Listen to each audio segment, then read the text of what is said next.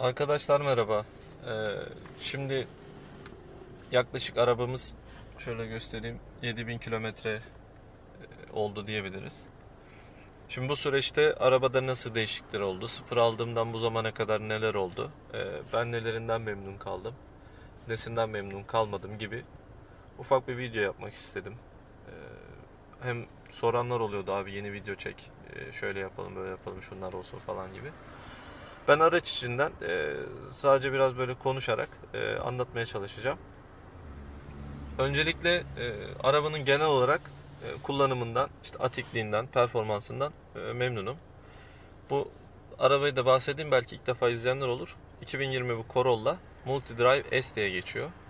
Otomatik vites, benzinli modeli. Zaten dizeli artık Toyota'nın yeni modellerinde yok. Bu hibrit değil, onu da söyleyeyim. Genel olarak arabadan memnunum. Konforu, rahatlığı, en azından araç sürerken gayet güzel. Çok fazla misafirim olmadı araç içerisinde. Hani hem virüs nedeniyle hem de ailemden dolayı çok araç oyun çık vesaire gibi bir durumlar söz konusu değil. Dolayısıyla araçtan genel olarak memnunum.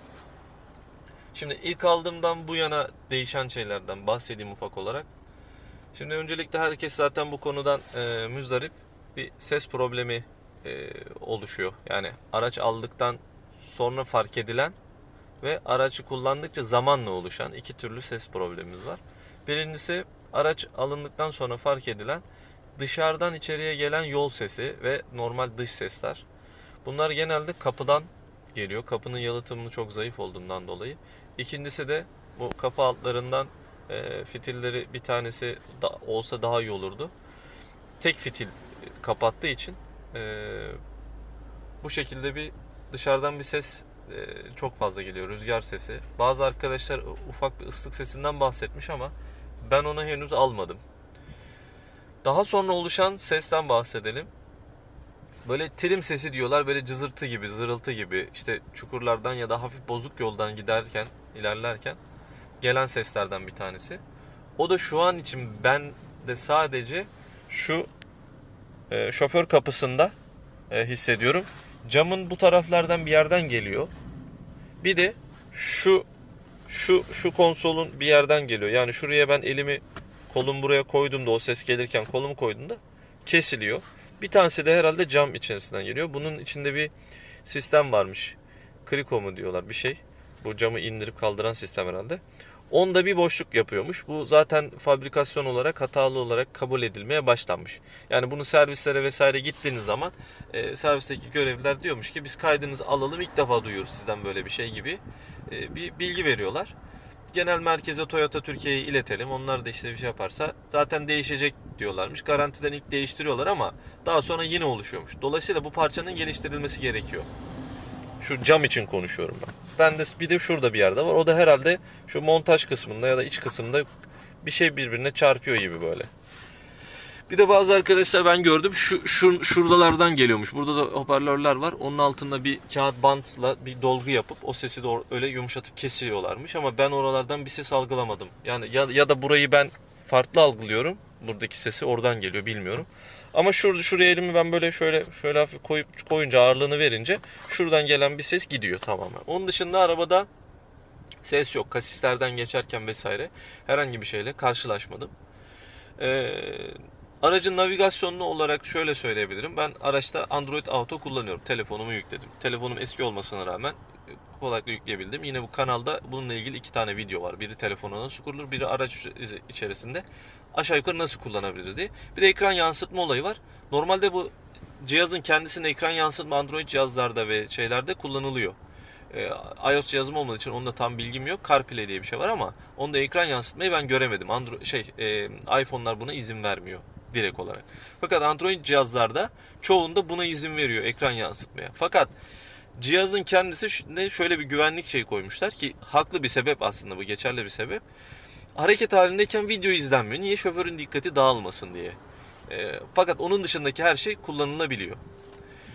Ama o ekran yansıtmada video izlemeye insanlar devam etmek istediği zaman ya ekran yansıtma kullanıyorlar veya bu cihazın söküp bir yerinden bir tane kablo kesiyorlarmış. Onu bir şaseye bağlanıyor vesaire. O hareket halinde olduğu zaman o ekrandaki videoyu durdurma özelliğine yarayan bir kablo, bir şey, böyle bir sinyal alıp verilen bir şey. Onu kestikleri zaman düzeliyormuş. Fakat bu garanti etkiliyor mu, etkilemiyor mu, müdahale midir, değil midir vesaire, ben o konuları bilmem için değinmiyorum. Ben telefona kurulan bir uygulama üzerinden ekran yansıtıyorum. Dolayısıyla öyle olduğu zaman telefondaki bütün uygulamaları da harici olarak burada kullanabiliyorum. Çalıştırabiliyorum. Ekrandaki bütün, burada telefonun ekrandaki oynatılan tüm YouTube, Facebook vesaire, kendi cep telefonu üzerinden oynatılan tüm videolar bu ekranda aynı şekilde direkt gözüküyor. Netflix'e kadar. Ama Netflix'in özel bir işlem gerekiyor. Çünkü Netflix'in kendisinde şey var. Videonun başka ekranlarda çoğaltılmaması için, ki para ödenen bir sistem olduğu için çoğaltılmaması için özel bir koruma var. Bu koruma da Android cihazlarda kaldırılabiliyor. Fakat biraz daha böyle bu tarz şeylerden anlayan insanların müdahale edebileceği şekilde. Yani böyle ben internette, YouTube'da video yaptım, koydum, yaptım, işte alın bunu kullanın şeklinde bir işlem değil o. Neyse, oraya atlıyorum. Video çok uzayacak yoksa. Şu Android Auto kullanıyorum. Android Auto kullanılıyor. Bu Android Auto telefona yansıtma değil bu arkadaşlar. Cihazın içinde gömülü olan bir Android Auto diye bir sistem var. Bu araç cihazını. Bir de cep telefonunuza bu Android Auto'yu yeni gelen Android cihazlarda, telefonlarda bu kendisinden var. Olmayanlar dışarıdan yükleyebiliyor. Ne oluyor? Telefonla bu cihaz eşleşip bazı uygulamalar, telefonunuzda olan uygulamalar kendi içinde olan uygulamalarla eşleşiyor. Yani buraya harici, şuradaki menü Android Auto'nun menüsü. Buraya harici bu uygulama yükleyemiyorsunuz. Var olan uyumlu araçlarda kullanabileceğiniz uygulamalar buraya geliyor. Yani bunlar mesela tüm araç uygulamalarında, bakın buradaki uygulamalar şu an burada olan uygulamalar. Dolayısıyla burayı kullanabilmeniz için telefonunuzdaki olan uygulamalar değil, bunun içinde desteklenen uygulamaları siz burada kullanabiliyorsunuz. Yani orada her uygulama mümkün değil, kullanılmıyor. Benim en çok burada kullandığım şey var. AA Mirror uygulaması yerine ben Screen 2 Auto diye bu uygulamayı sonradan buldum. Bunu kullanıyorum ara sıra. Haritalarımı kullanıyorum, Google haritalarını. Spotify'ı kullanıyorum müzik dinlemek için. Gayet güzel. Bunların hepsi de bu kumandadan, yani buradaki bütün her şey şuradaki cihazlardan hepsinden neredeyse kontrol edilebilir düzeyde. İşte şarkıları geçebiliyorsunuz, işte ondan sonra sesini açma kapama burayla çalışıyor. İşte ses komutları çalışıyor. Google haritalarda sesli komutla çalışıyor vesaire gibi. Buradan birçok şey kullanıyor. TuneIn Radyo'da radyo çekme yerde interneti kullanarak tüm dünyadaki radyoları, radyo istasyonlarını, kayıtlı olan hepsini internet üzerinden kullanabiliyorsunuz. Cızırtılı gelen, işte bozuk yerdesiniz diyelim, radyo frekansları doğru düzgün çekmiyor. Burada dolayısıyla bu Android Auto bu yönde gayet güzel, navigasyonu ya da cihazın kendisini tam kapasite neredeyse kullanmanıza sağlıyor. Ekran kalitesi vesaire oldukça güzel. Parlamaları çok az. Videoda da çok güzel. Konumlandırması vesaire de bana uygun geldi. Mesela burada Map tuşu burayla entegre çalışıyor. Google haritaları açık olduğu için. Yani dolayısıyla burası çok güzel bir şekilde, haritalar, şurayı küçültebiliriz. Haritalar çok güzel bir şekilde çalışıyor. Navigasyon telefonunuzdakiyle aynı. Yani cep telefonunuz üzerinden yaptığınız işlemler burada da kayıt olarak geçiyor. Yani burada cep telefonu üzerindeki kullanılan uygulama burada kullanılmıyor. Bunun için de zaten uygulama var. Telefonunuzda veri akışı yapılıyor sadece. Ondan sonra Spotify şu an cep telefonunda çalışmadığı için, yani açık olmadığı için, şimdi Spotify'a ben bastığımda Spotify çalışmıyor gibi gözüküyor diyecek.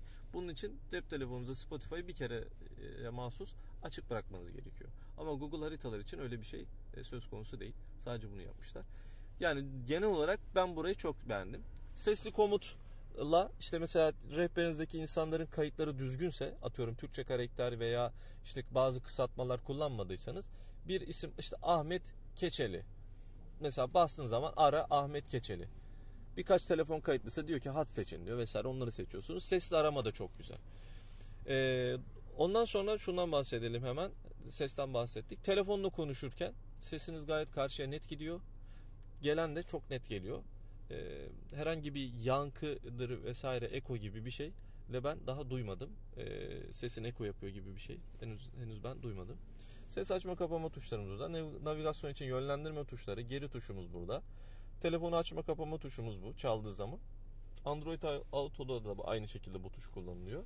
Hız sabitlememiz var. Bir de maksimum hız ayarlamamız var. Bunları set ediyorsunuz ve hız sabitleme kullanırken artı ve eksiyle hızınız mesela 100 ayarladınız. Bunu 110'u 120 istediğiniz kadar çıkarıyorsunuz. İstediğiniz kadar azaltabiliyorsunuz. Veya cancel'a bastığınız zaman bu ikisi hız sabitleme ve maksimum hız ayarlamayı cancel'a bastığınız zaman tamamen iptal ediyorsun. Devreden çıkarıyorsunuz. Bunu devreden çıkarmanın bir yöntemi de şu hız sabitleme, yani 100'e sabitleyip 100'e gitme. Frene bastığınızda da devre dışı kalıyor. Tekrar sedilmesi gerekiyor ama bu sabit hız, mesela 80 ayarladınız, sahilde gidiyorsunuz, 70 ayarladınız. Ne kadar gaza basarsanız basın araba 70'i geçemiyor.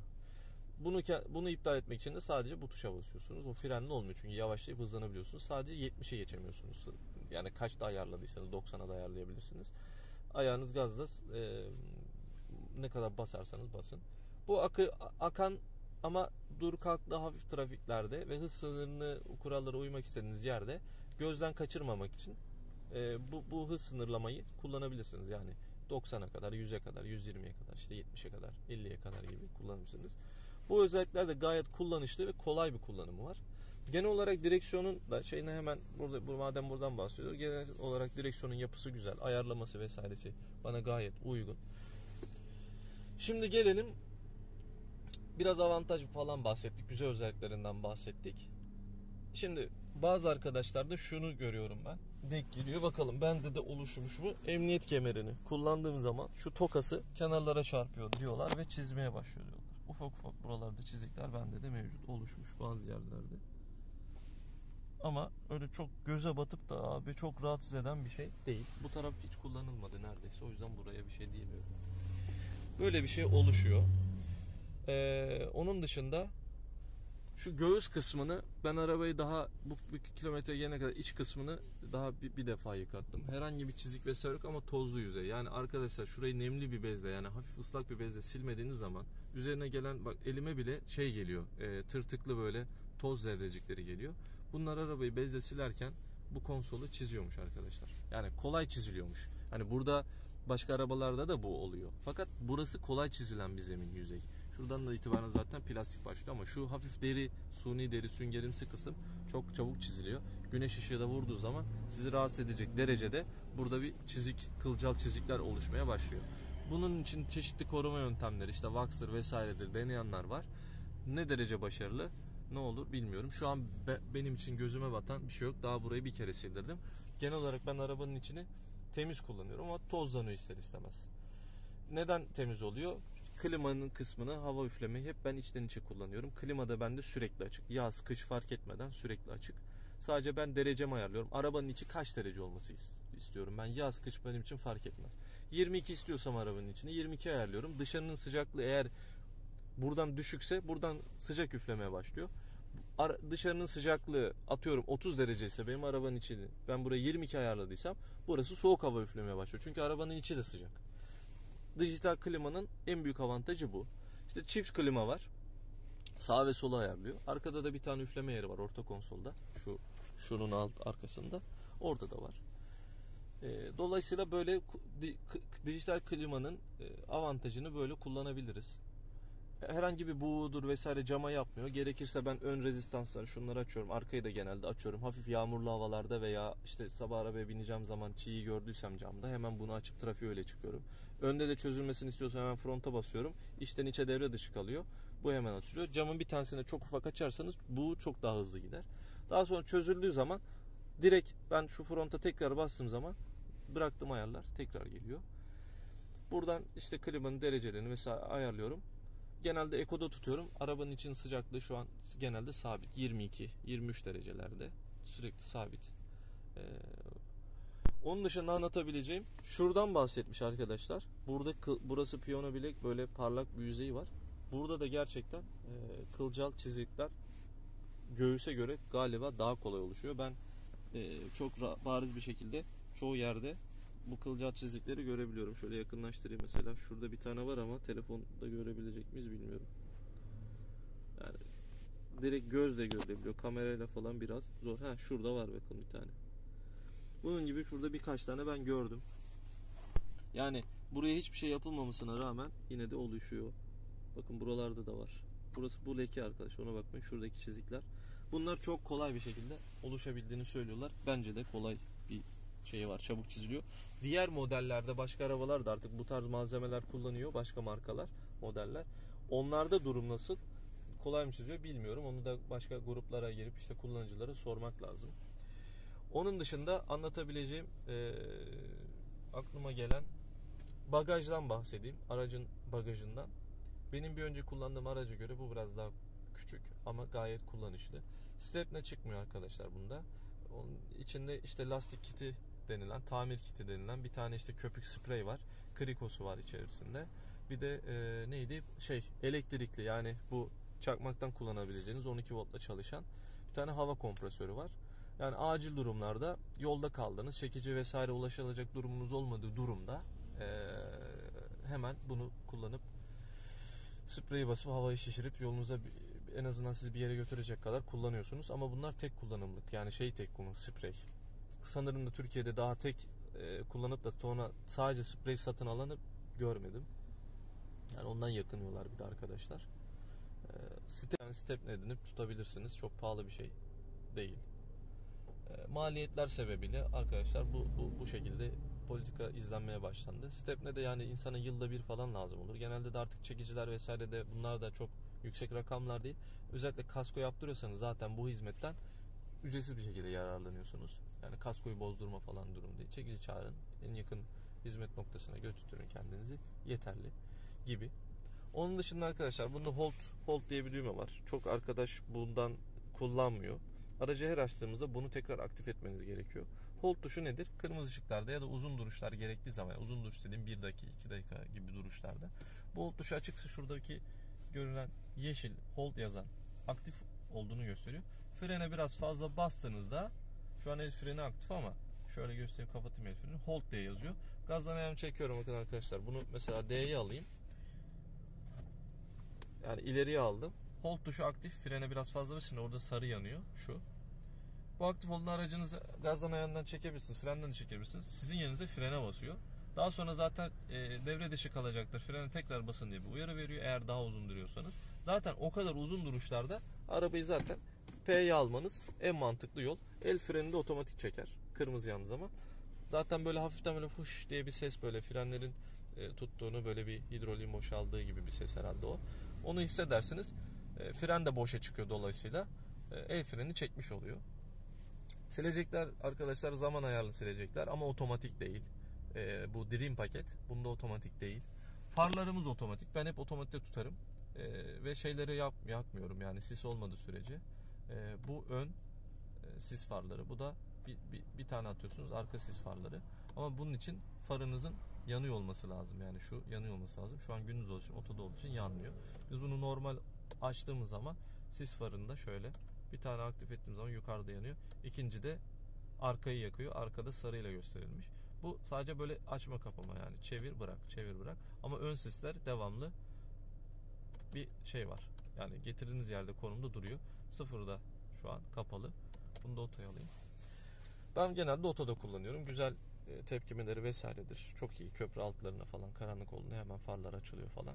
Gayet güzel. Genelde ben otoda kullanmayı severim. Arkadaşlar genel olarak anlatacağım bu. Şu torpido gözünden de bahsedeyim hızlıca. Burası da benim için yeterli. Maskemi vesaire, küçük bir tane not defterimi, ruhsatımı falan koyabiliyorum. Şu orta konsolda büyüklüğü güzel. Yani ben içine işte bir tane inverter, onu koyuyorum. İşte parfüm falan vesaire, sakız makız ne varsa onları koyuyorsunuz. Bu kapattan sonra ileri çekiliyor. Bu konsolun aynısından bir tane de arkada var. Ona da bardak koyabiliyorsunuz. Önde de 2 tane bardaklık yerimiz var. Ben bir tanesini kullanıyorum. Bir tanesinin anahtarlarını falan koyuyorum. Paspasları ben hemen alır almaz, halı paspas kendinden hemen onları çıkardım.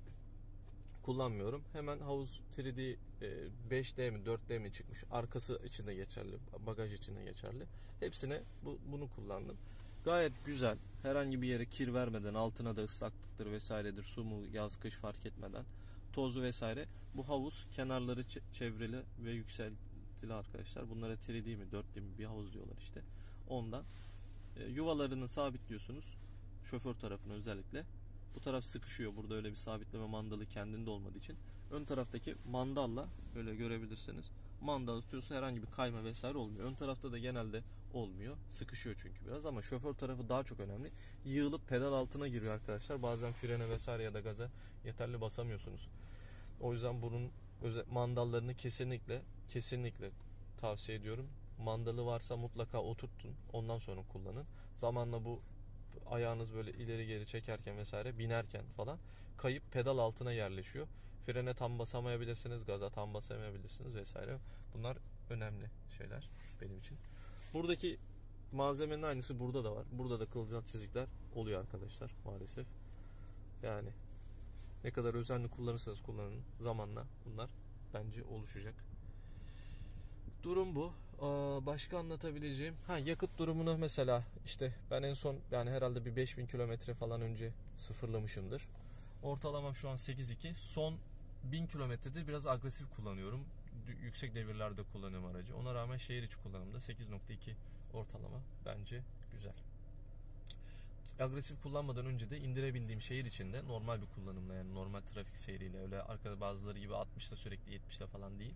Trafik seyrine göre kullandığımda da 7.6'ları falan 7.7'leri falan görebiliyordum. Ama uzun yola çıktığımda 6.3'leri gördüm arkadaşlar. 120 kilometrelerde 90 kilometrelerde sabit hızda gördüm bunu. 6.3'lere inebiliyor. Ama uzun yol olması, yani kısa mesafeler, araba daha ısınmadan işte 4-5 kilometre gittim, 6 kilometre gittim, durdum ama uzun yol gibiydi, fren hiç basmadım, buradan anlaşılmaz arkadaşlar. Böyle bir çıktığınız zaman 40-50 kilometre en azından bir gidilmesi lazım ortalamanın anlaşılması için. Başka da diyebileceğim bir şey yok. Bu arabada yaklaşık Ağustos ayının sonuna geldi. Neredeyse 4 ay geçmiş tam bir 4 ay, 120 gün diyelim, 7000 kilometrede. Araçta benim genel olarak servise gitsem ben şu an bakıma, diyebileceğim tek şey şu: ses geliyor, bu cızırtıya bakar mısınız diyeceğim. Onun dışında benim bu arabaya şöyle yapalım, böyle yapalım dediğim bir şey yok. Balata sesidir o, frene bastığımızda onu duymadım. Araç genel olarak kirli. Bazen frene basıp da ufak geldiği zaman biraz sert basıyorum. Balata yüzeyi temizleniyor. Onu aracı biraz temiz kullanmak lazım. Normalde ben şu an insem, size jantlarımı göstersem, jantın rengi yok, yani bildiğin çamur kaplanmış. Zaten balatanın kendisinden de böyle siyah tortularla yapışıyor. Öyle gözükecek. Malum hava şartları da, yani bugün yıkatsam 2 gün sonra aynı rengi alıyor. O yüzden çok şey yapmıyorum, ilgilenmiyorum o konuda, ama o geldiğinde, hafif bir geldiğinde frene biraz böyle sert basıyorum, hafif. Arabayı hareket halindeyken hafifse, o balata yüzeyini, balata böyle bir diskleri biraz hafif temizlediği zaman muhtemelen içinde tortudur, işte tozdur vesaire, hafif ufak taş vesaire neyse artık, onlar böyle ses çıkarıyor zamanla, ya da balataya bir şeyler yapışmış oluyor, onlar temizleniyor. Ama genel olarak araç yıkandığında ben daha henüz öyle bir ses, bazı arkadaşlar diyor çok böyle ötüyor falan, ona daha karşılaşmadım, belki daha kilometre yeni olduğu için. Yani 10.000 bakıma gitsem benim diyebileceğim tek şey var: şu bu taraftan gelen böyle camdan, böyle bozuk yollarda gelen zırıltı sesi, ama normal düz yollarda bu ses gelmiyor. Kasislerde vesaire de gelmiyor. Öyle takır tukurtu boşluk gibi bir şey değil. Bir şey birbirine böyle temas ediyor gibi bir şey. Yani oynadığı zaman, ufak bir oynadığı zaman temas ediyor gibi bir şey. Çok bilgim olmadığı için ondan bahsedemeyeceğim. Videoyu da sonlandıralım arkadaşlar. Bu şekilde kaydımızı tamamlayalım. Başka soracağınız bir şey olursa yorumlara beklerim. Kanala abone olmayı, beğenmeyi, videoyu beğenmeyi ve arkadaşlarınızla paylaşmayı unutmayın. Herkese selamlar. Kendinize iyi bakın. Kazasız belasız sürüşler dilerim.